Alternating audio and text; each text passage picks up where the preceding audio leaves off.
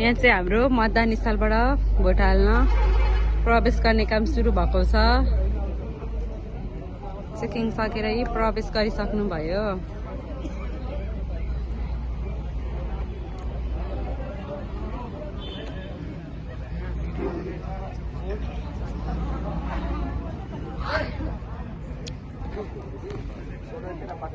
नाम रुजु भइरहेछ।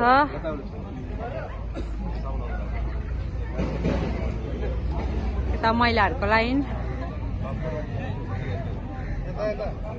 यसपालि अरू वर्षभन्दा तपाईहरुले अलि बढी चेक जाँच गर्नुपर्ने आवश्यक देखिन्छ,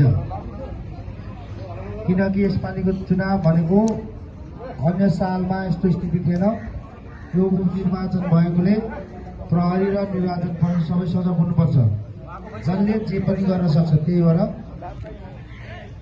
शान्तिपूर्वक के गर्नु सजग। भोटर लिस्ट छैन, त्यसको भोटर लिस्ट छैन भने हुँदैन भन न, राम्रोसँग भन। रहेछ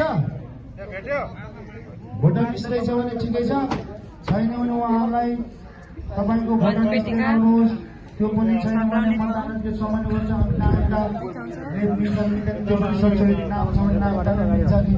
त्यो हिजो हाम्रो सर्वदलीय बैठकमा पनि यदि मतदाता परिचय पत्र छैन, यदि रसिद छ, दर्ता भइसकेको छ भने नागरिकता देखाएर पनि भोट हाल्न दिने भन्ने निर्णय भएको छ हाम्रो सर्वदलीय बैठकबाट।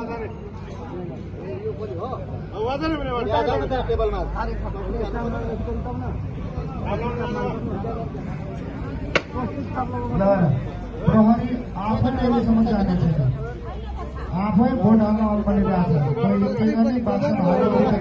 गयो ल बाहिर यताबाट हो, बाहिर जाने ठाउँ हो। पछाडि गएको भोट हाल्ने गोप्य मतदान हाल्ने त्यहाँ स्वस्तिक छाप हुन्छ, त्यो छाप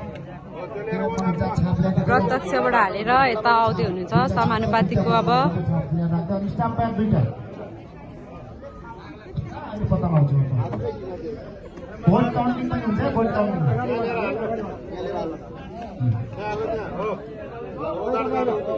यताबाट